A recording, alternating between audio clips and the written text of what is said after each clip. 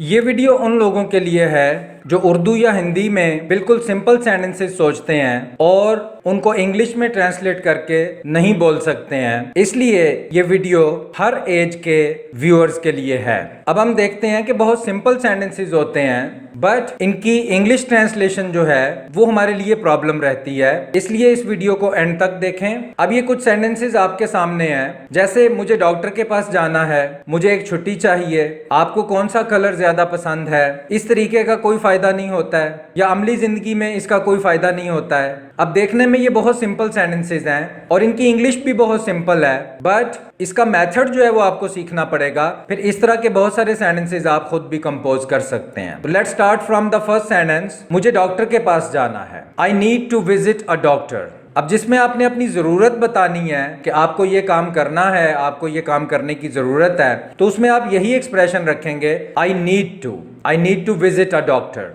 और इसी स्ट्रक्चर में आप इसी तरह के और भी सेंटेंसेस की ट्रांसलेशन कर सकते हैं, जैसे I need to use the ATM, कि मुझे एटीएम यूज करने की इस वक्त जरूरत है या मुझे एटीएम यूज करना है। I need to save some money, मुझे कुछ पैसा बचाने की जरूरत है या मुझे कुछ पैसा बचाना है, जिसमें आपने अपनी नीड बतानी है, अपनी जरूरत बतानी है। या I need to buy some food. तो ये एक ही एक्सप्रेशन है, इसके अंदर हम डिफरेंट वर्ड चेंज करके इसी एक्सप्रेशन में डिफरेंट सिमिलर सेंटेंसेस की ट्रांसलेशन कर सकते हैं। द नेक्स्ट वन इज मुझे एक छुट्टी चाहिए। ये भी एक ऐसा एक्सप्रेशन है जो बहुत ज्यादा हमें यूज करना पड़ता है, और इसकी जो नेटिव इंग्लिश है वो है I want to take a day off. अब नेटिव इंग्लिश में डे ऑफ का वर्ड यूज होता है, छुट्टी। I want to take a day off. लेकिन अगर आपको पूरे दिन की छुट्टी नहीं चाहिए, कुछ वक्त की चाहिए, तो I want to take some time off, मुझे कुछ वक्त की छुट्टी चाहिए। I want to take a half day off, कि मुझे आधे दिन की छुट्टी चाहिए। अगर 2 घंटे की छुट्टी चाहिए तो I want to take a couple of hours off. तो इस तरह से एक ही स्ट्रक्चर में रहते हुए आप थोड़ी सी चेंज के साथ इसकी डिफरेंट वेरिएशंस बना सकते हैं, जो कि बहुत ईजी हैं।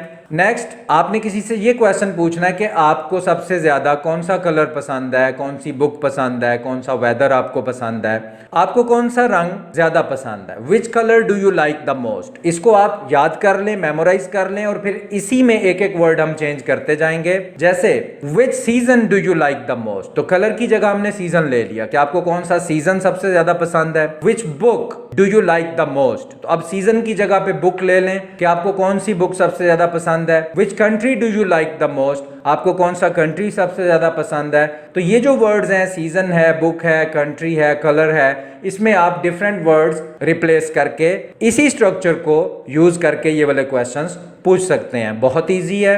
द नेक्स्ट वन इज कि अगर आपने किसी को बताना है कि इस तरीके का कोई फायदा नहीं होता है, इस अप्रोच का कोई फायदा नहीं होता है, तो this method does not work. अब ये आपने मेमोराइज कर लेना है। अब मेथड की जगह आप अप्रोच ले लें, this approach does not work, कि इस अप्रोच का कोई फायदा नहीं होता, इस मेथड का कोई फायदा नहीं होता। और अगर आपने सिर्फ ये कहना है कि इसका कोई फायदा नहीं होता, तो दिस डज नॉट वर्क। तो आप इसको भी यूज कर सकते हैं और मेथड या अप्रोच का वर्ड भी यूज कर सकते हैं। उसके बगैर भी आप सिंपल भी बना सकते हैं कि दिस डजंट वर्क, इसका कोई फायदा नहीं होता है। इनको मेमोराइज कर लें और इनमें डिफरेंट वर्ड्स आप मेथड और अप्रोच की जगह रिप्लेस कर सकते हैं। द लास्ट वन इज कि अमली जिंदगी में, प्रैक्टिकल लाइफ में इस चीज का कोई फायदा नहीं होता है। तो सेम हम एक्सप्रेशन लेंगे उसी तरह से, it does not work in practical life, कि प्रैक्टिकल लाइफ में इसका कोई फायदा नहीं होता। यहां पे वर्क का जो मीनिंग है वो बेनिफिट है, एक्सपेक्टेड रिजल्ट है। यहां पे वर्क का मीनिंग काम नहीं है। It doesn't work in practical life, practical life में इसका कोई फायदा नहीं होता है। इट डजंट वर्क हेयर, आप किसी को कहते हैं कि ये चीज यहां पे नहीं चलती है, आप जहां से आए हैं वहां पे ये होता होगा,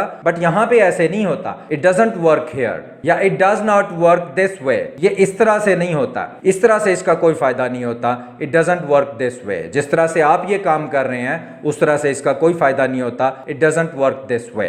तो ये वो एक्सप्रेशंस हैं जिनको आप एक दफा मेमोराइज कर लेंगे, तो फिर इस टाइप के जितने भी सेंटेंसेस हैं वो आप वन वर्ड की रिप्लेसमेंट के साथ उनकी ट्रांसलेशन कर सकते हैं और आप विदाउट टेंसेस या ग्रामर इंग्लिश स्पीकिंग स्टार्ट कर सकते हैं। ये हर एज और हर फील्ड के व्यूअर्स के लिए है और हमारी पहली वीडियोस में भी स्टूडेंट्स बहुत कुछ सीख रहे हैं, इसलिए इस चैनल को सब्सक्राइब भी कर लें, बेल आइकन भी प्रेस कर दें और इस तरह की आने वाली वीडियोस को कभी भी मिस ना करें। इस तरह से ग्रेजुअली आप ये एक्सप्रेशंस अपनी लैंग्वेज में यूज करते जाएंगे और आपकी लैंग्वेज जो है वो डे बाय डे इंप्रूव होती जाएगी।